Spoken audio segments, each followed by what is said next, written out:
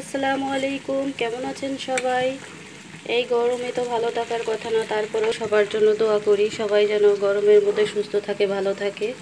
এই গরমের মধ্যে কিছু দিয়েই ভাত খেতে ভালো লাগে না, তাই ভাবলাম একটু ঢেঁড়স ভাজি করে নিই। ঢেঁড়স ভাজি কার কার খেতে ভালো লাগে অবশ্যই আমাকে কমেন্ট করে জানাবেন।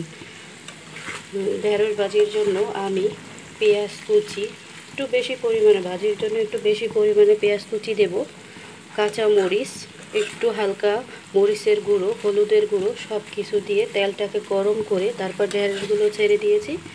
এরপর ঢেঁড়সগুলোকে একটু নেড়ে চেড়ে ঢাকনা দিয়ে ঢেকে দিয়েছি।